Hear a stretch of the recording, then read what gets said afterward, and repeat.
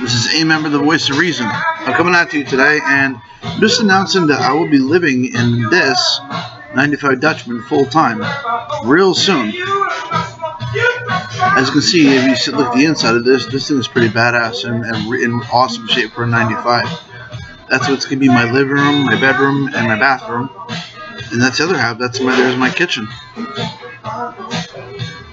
You know, and I have two full-size propane tanks that right there on the front of the chassis. So I mean, pretty much this is something that I've been wanting to do for a long time, and I'm really psyched about it. One of the things I want to talk about in this video are some of the things that I'm going to do if you're going to be a full-time RVer and you're boondocking it in the Hudson Valley region of New York.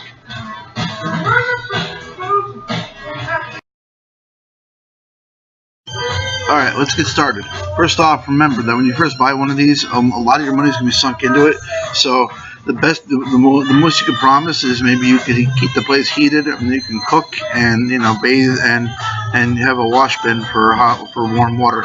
Also, nobody runs pipes in these things in the wintertime and causes them to burst. So basically, water jugs is all you can. Even if you have it plugged into an electric system, nobody runs the water inside these things. You'll end up blowing through gas and money real quick if you do that. So you get basically gallons and gallons of water and use that and for drinking and cooking, and then you get a 5-gallon bucket for having tap water for cooking, for bathing. Also, because it gets really, really cold in the Hudson Valley region and New York in the wintertime, hay bales. Yes, I know, you're wondering, what do hay bales have to do with RVs? Well, hay bales are a very good source of insulation. They don't go inside of it. That's idiotic and stupid. However, they do go on the bottom of the RV. Because they go on the bottom of the RV, they're a natural source of keeping the cold air out. And really, hay bale is one of the best sources in the Hudson Valley region, not just an RV skirt. Mainly because the Hudson Valley, we have some of the punishing winters. The majority of our communities are built along the Hudson River. As you see, the Hudson River is a huge, large body of water, and any town built along a large body of water in the wintertime is going to be cold. This is a private parking lot. This is one of the first places you want to look to if you want to boondock it. Here's the thing, a lot of public lands in the Hudson Valley region of New York, people are very uppity and pretty much are trying to push poor people out. And you may not even have to be poor. If you're living in an RV, they see derelict, homeless, dirty, and they don't want you around, which is really lousy. So yeah, when you find a place like this, they usually charge you maybe $100. Upside to it is you have a place to park it, and you'll be able to keep warm with the propane tank. The downside to it is no electricity, which means you got to find a generator or, you know, get yourself a truck. Unfortunately, I don't have a vehicle, so I'm going to have to keep mine parked in the same spot until I have enough money to buy a vehicle so I can be mobile. Also, windshield covers. These things are not just for keeping the sun out so your car don't overheat. These things also can keep warm air in. You sit there and tape these on the windows of the inside of your RV and get a whole stack of them and cover them with a heavy curtain. That's another way of containing the heat. Not just with the Mr. Buddy. And sometimes you have a Mr. Buddy, you got this. Reason for this is so that you can run your propane tanks for about a half hour to an hour. Then you turn them off so you save gas. Then you keep everything closed in, keep everything shut in, so you keep the heat contained. Then you go to sleep for the night. When you wake up, it's going to be drafty, but you most definitely are not going to freeze to death. See this? This is a 5-gallon bucket.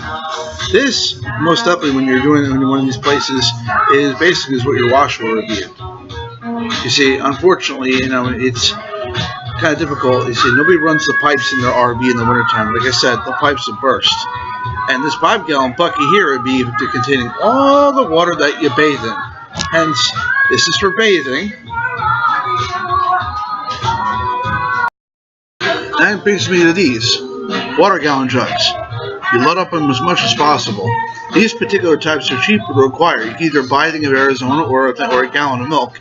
Once a gallon of milk empties, just totally save the container and fill it with water. This is what we use in the wintertime. Loads and loads of these, because they never run out. See, you stack up on these, and pretty much, and unfortunately, they eventually run out. Then you have to refill them. So you get about, 9 or 10 of these. It'll last you about 2 weeks till you have to go and refill them again. So yeah, this is the alternative to running your pipes in the wintertime in an RV. Then there's this, canned food.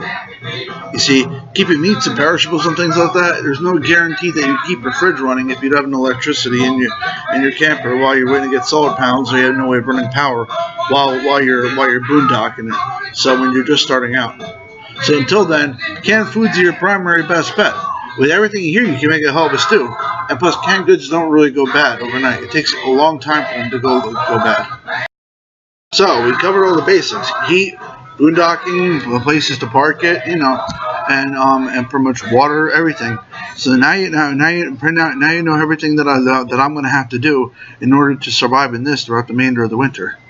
In the meantime, what I'm going to try doing is go on group chat forums and finding somebody until I get a vehicle of my own who has a cargo van, who lives out of the cargo van, who I can caravan with if they're willing to let me join them on the road. That'd be an easier way of bypassing all this shit. On top of that, I could sit there and travel with somebody and learn as I go. I'd rather do it with somebody and learn more instead of waiting around and doing nothing and suffering. In the meantime, this is a member of the Voice of Reason. Aho!